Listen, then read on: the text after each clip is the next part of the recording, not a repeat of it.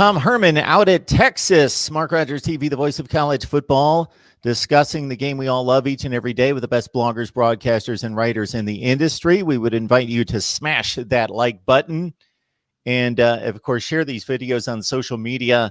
Subscribe here right at Mark Rogers TV, the voice of college football. We got Steve Helwick on the line. You can join him on SB Nation's Hustle Belt and Underdog Dynasty. Steve, a graduate of the University of Texas, has covered Texas football for the last 4 or 5 years. Steve, how you doing today? I'm doing pretty well. All right, big news coming out of Austin, something that we've discussed throughout the season in regards to the speculation about Texas and their evaluation of Tom Herman's performance that runs back to 2016. So 5 full seasons. There are 2017. So 4 full seasons there at Texas, and the decision made by athletic director Chris Del Conte, and then he got the support of the university president, board of regents, and so forth. So we're going to bring in some other contributors here, but before we do that, would love to get your take on Tom Herman's tenure at Texas, and should he have been fired? I do not think this is a performance-based firing. And you can look at the tweets of some of the past players in the program, and I think that there's more internal going on with how the players feel about him, and that this is not the results that we're seeing on Saturdays, which led to this firing. I mean, Chris Del Conte released a statement of confidence on Tom Herman on December 12th, said there's been a lot of speculation in the future of our football coach. And he said, I want to reiterate that Tom Herman is our coach, and he sees tremendous young men and promising talent in the program. And he said, Tom Herman's our coach going forward. And that was on December 12th. And then here we are 3 weeks later, and he's fired.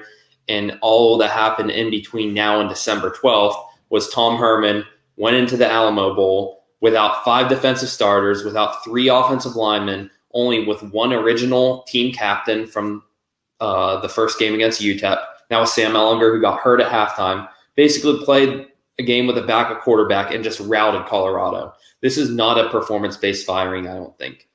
And reading these players' tweets makes it sound like that there's something else, because Deshaun Elliott, a very prominent player for Texas recently, I think he was an All-American selection at safety, now plays for the Baltimore Ravens. He tweeted, and something that has since been deleted, finally can cheer my team on, win, lose, or draw, smiley face emoji.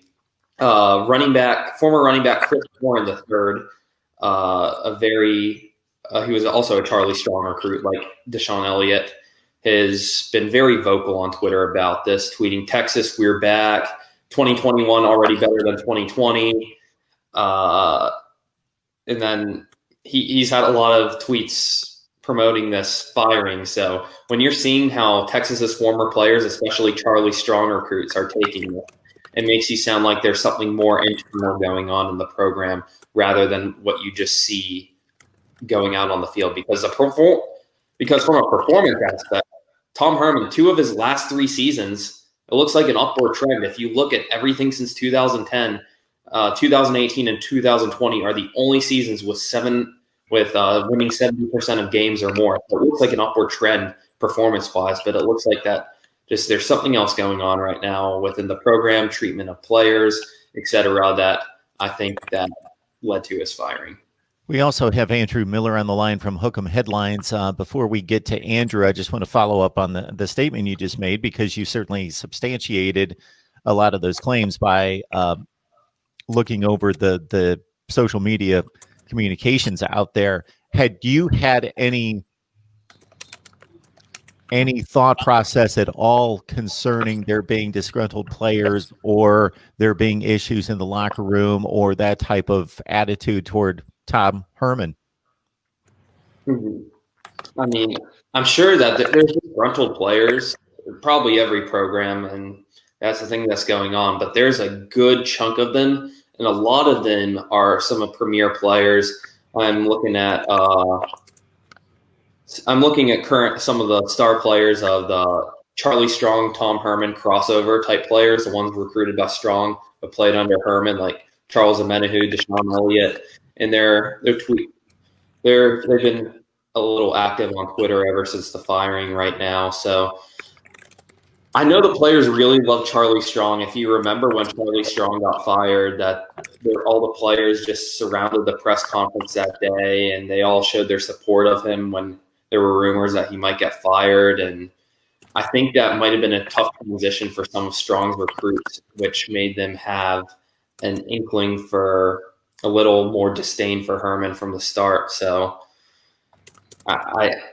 those players have been very vocal on Twitter, which just makes it sound like that there's been something else going on in the program that's we're seeing.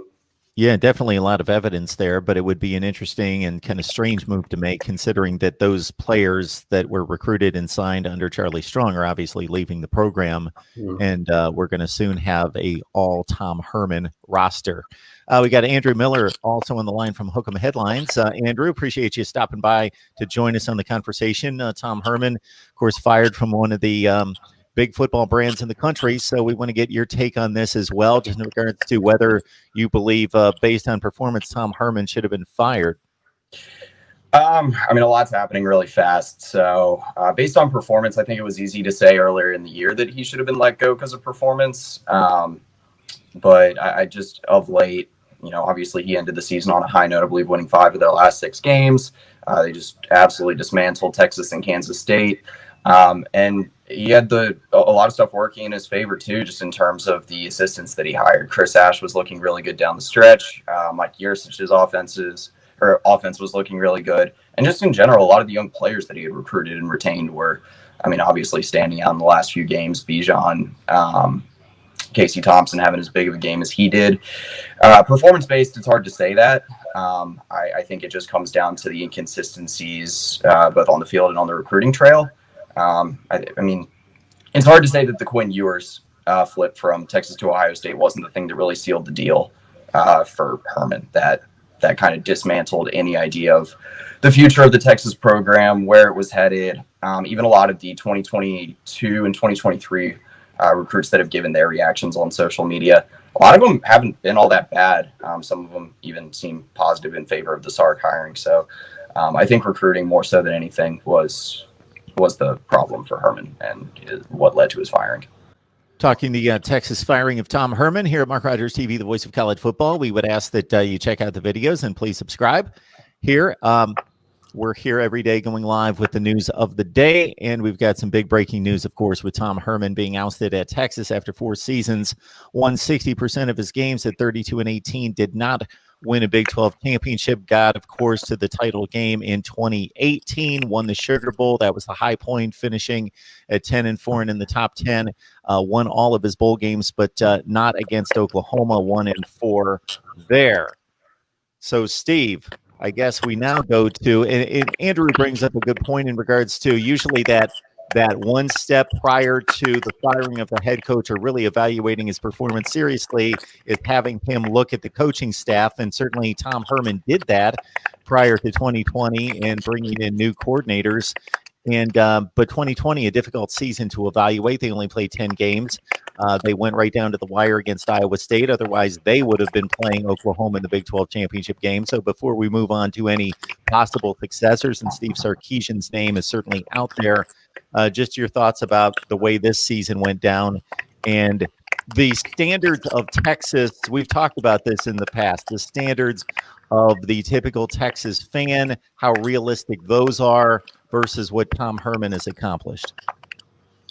I thought this season was a pretty good season for Texas. I know it could have been better when you're 3 plays away from an undefeated record, as I've said before. The Keontae Ingram fumble on the 1-yard line against TCU. Then you have it against Oklahoma, say they go for 2 in double overtime when they have a chance to win it. And then against Iowa State, there's a 4th and 1 deep in Iowa State territory where Texas runs its typical Sam Ehlinger QB power, but it doesn't get 1 yard, and it usually does. So you change those 3 plays, and Texas could be in a New Year's Six Bowl tonight instead of Iowa State there in the Fiesta versus Oregon.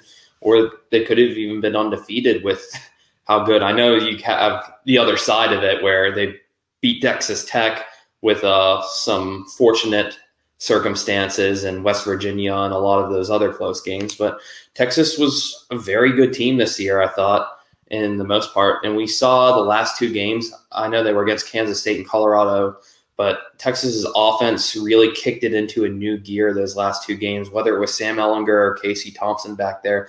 I thought Texas decided to go a little more vertical in the play calling, which was something they weren't doing for much of the year. More wide receiver screens we saw for most of the year, but they kind of started opening things up in the Iowa State game, vertical downfield, and I thought that helped their offense a lot late in the season.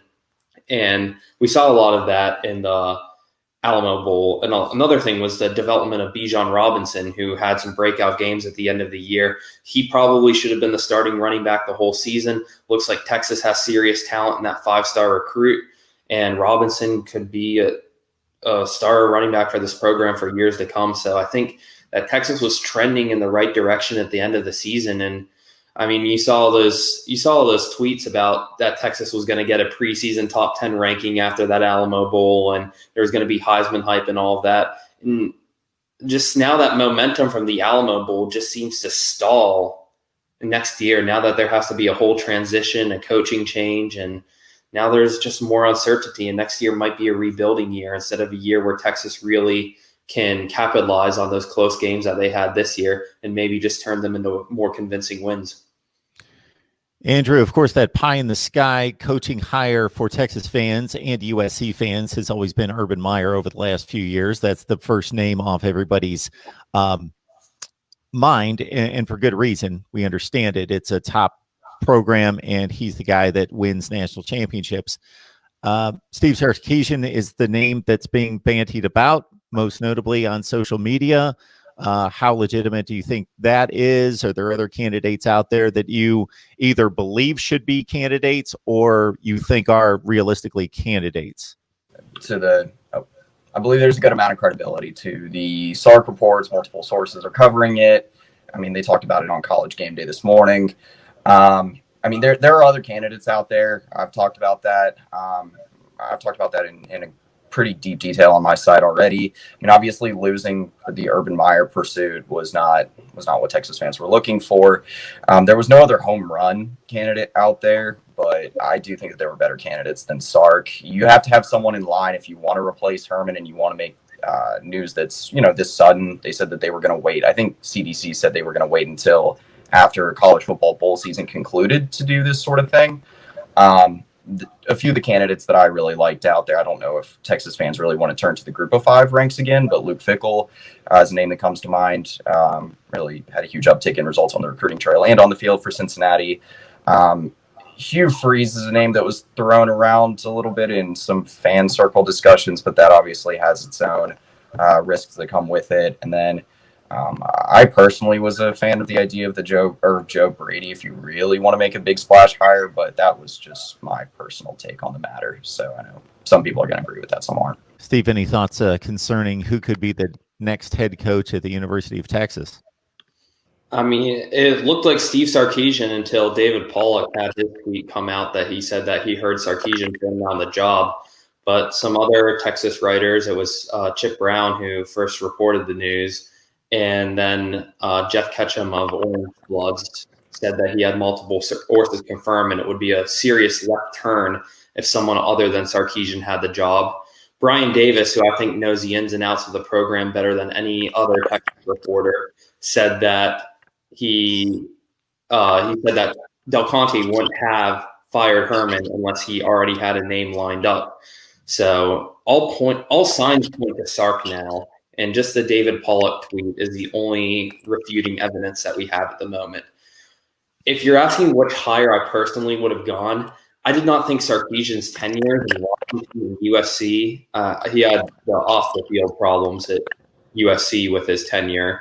And at Washington, the performance was barely above 500. I think it was 34-29 after 5 seasons there. Chris Peterson then took that program to a whole new level and was winning Pac-12 championships and competing for the college football playoff, had 3 straight New Year's Six Bowls. So I didn't even think that Sarkisian had very successful tenures compared to Chris Peterson at Washington and Clay Helton at USC, which were some of his successors at those schools. So I think it's a very It's not the hire I would expect. I know that he has resurrected some of his coaching career as offensive coordinator at Alabama, and he won the Frank Broyles Award for best assistant coach in the country.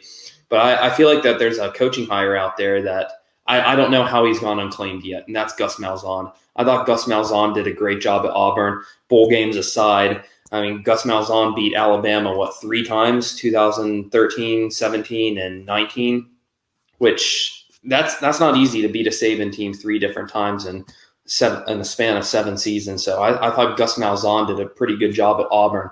I cannot believe that he is unclaimed in the coaching carousel yet, because I thought he was a tremendous coach for what he did down there for since 2013. These other top programs that have coaches on the hot seat, it seems as though Matt Campbell is the first name that comes to mind. I wonder why he's not being bandied about here. I would think Matt Campbell's a strong candidate, but I've not heard his name or seen his name on any of the social media.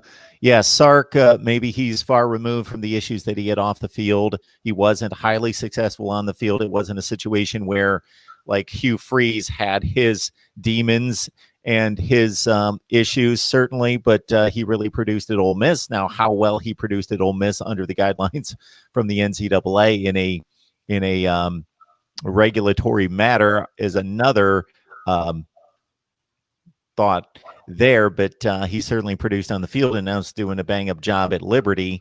But you come with the baggage that you either have to evaluate, is that person removed themselves from their issues of the past, number one. Number two, even if they have, in reality, do you want that baggage and perception to hire and be a target of your program in regards to criticism and innuendos for at least a couple of years until they prove that they're a different and changed person? Very interesting. But like both of you, it just seems to have come down in a way that you would think that Del Conte has a name lined up and has a person lined up, and everything is somewhat structurally in order to become the next Texas head football coach, for him to let Tom Herman go in this manner. Interesting stuff. Anything else you guys think that's important regarding this situation? Steve? Nothing's confirmed yet. I'm kind of waiting for an official confirmation with Steve Sarkisian, and I'm interested in the direction Texas goes with this and what the recruiting looks like. Part of me thinks that statement of confidence, which was kind of weird to release at the time, because that statement of confidence came right after news reported that Urban Meyer had turned down the job. And that statement of confidence was probably used for early signing day in December, is what I'm thinking. So now that early signing day is passed, how's that going to affect recruiting when a lot of players committed to play for Tom Herman and not necessarily the program, or ways like that? So Texas could be getting some guys in from Alabama that wanted to play under Sarkisian. They could be losing some guys that played for Tom Herman. So I think that we could see some very interesting transfer portal decisions coming up shortly with the Longhorns. Andrew, anything else? Yeah, I think the results on the recruiting trail are going to be one of the most important immediate impacts to the hire if Sarkisian is officially the guy. Texas has a pretty extraordinary lack of blue chip commits and signees on the offensive side of the ball in their 2021 class. That was, I think, at least for me, one of the bigger gripes with the job that Herman did.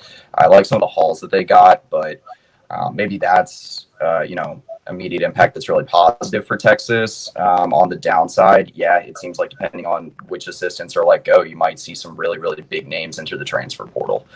You kind of already have with like Jaquindon Jackson, Xavier Alford, Kenyatta Watson. So I think those are going to be the two things. Yeah, it's kind of odd to evaluate his recruiting performance, because just looking at the class rankings and the stars next to the names, it's been a stellar recruiting job done by Tom Herman, but he's starting to lose those players in Texas, and that's obviously of concern. Interesting stuff. We appreciate it from Steve Helwick. You can join him on SB Nation's Hustle Belt and Underdog Dynasty. He keeps us updated on Texas football on a regular basis, graduated there. And also have Andrew Miller from Hook'em Headlines. So join him there, Hook'em Headlines on Fansided. Guys, we appreciate you stopping by and providing the insight. All right, Tom Herman out at Texas. Many had predicted that. We obviously talk to you each and every day here, and many of you had said, Tom Herman's got to go.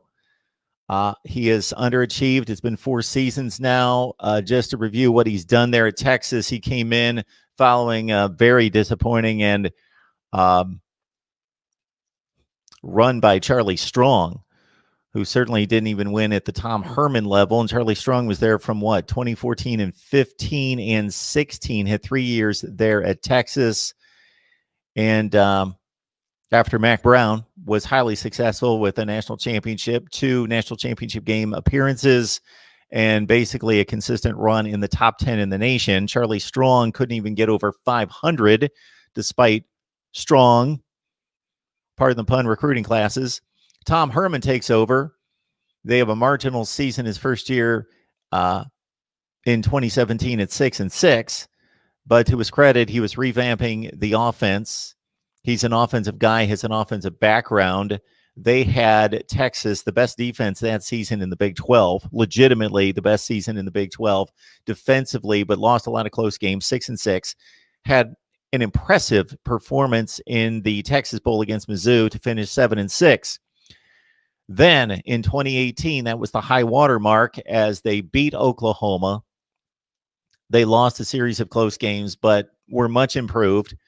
Competed with Oklahoma in the rematch at the Big 12 championship game, lost a close game in the final 4 or 5 minutes, and then had the monumental win against Georgia. Many thought it was a bit tainted based on opt-outs by the Georgia players and lack of incentive, but still beat a top 5 Georgia team in the Sugar Bowl to highlight a top 10 finish in 2018. They come into 2019 with high expectations and severely disappoint with a 7-5 season. They did just run over Utah, who came within a whisker of a college football playoff appearance in 2019. And they finish 8-5, pretty much the same season this year as they lost a lot of close games, beat Oklahoma State in overtime, lost to Oklahoma by a touchdown, lost some other games in conference to TCU in particular. They finish up at, 5-3, 6-3 in the regular season, and then another impressive bowl performance against an undermanned Colorado team as they just trucked Colorado. And I was highly impressed with the backup quarterback Thompson's effort against Colorado, and it possibly sets the stage for a quarterback competition if Sam Ehlinger and his bum shoulder decide to come back to Austin. And I thought Tom Herman, considering the pandemic issues and losing very, very close games this season in particular, but really over the course of his tenure. So on one hand, he's won bowl games, postseason games. He's played well as an underdog. Consistently, Texas has overachieved as an underdog. Not that they should be an underdog much. They're Texas, so they've probably been an underdog way too many times to Texas standards. But when they've been an underdog, they've typically pulled through. Unfortunately, they've lost more games under Tom Herman as a ranked team against unranked teams than anybody else in the country. 32-18 at Texas is not acceptable. It's understandable coming off the debacle that was Charlie Strong's tenure there, that it would take a couple of years to get going. So this, again, the 7-6 with a bowl win, the first year is acceptable. It's fine. It's a transition year. Then you have the breakthrough year, or what could have been a breakthrough year. It looked to be possibly in 2018, winning a Sugar Bowl, going to the Big 12 championship game, but now 2 seasons to follow that were disappointing and not being able to build upon that appearance in the Big 12 championship game and a Sugar Bowl win. Top 5 to 10 recruiting classes. So in regards to not doing a deep dive dissecting the recruiting classes, they seem to be the talent level that should compete for. And if you rank it up against everybody in the Big 12, excluding Oklahoma, going to the Big 12 championship game. And that's been not developed and accomplished. It does seem rather odd, though, that they would bring in 2 new coordinators, completely revamp, for the most part, the coaching staff going into 2020, play a pandemic-ridden year that would almost be a write-off of, okay, you didn't blow us away to give us any confidence that you're the guy, but it wasn't a bad season. 7-3, you're going to finish in the top 20. You won a bowl game. Okay. I thought it set up for a 2021 hot seat year for Tom Herman, but that did not turn out to be the case. And Steve set us up with the reasons why that might have been so, that a lot of influential current players and former players were not in favor of Tom Herman. We had not really heard anything in particular concerning there being issues in the locker room or a cultural environment issue. We thought it was all lack of player development, taking top 5 to 10 recruiting classes and turning them into 7-5 football teams. That's not acceptable long term. But again, considering year 1's a transition, year 2, there was hope and optimism and progress, substantial progress. And then year 3, a step back, but year 4 is ridden by a pandemic that you could set up 2021 as being the year for Tom Herman. But Texas decided to pull the plug today.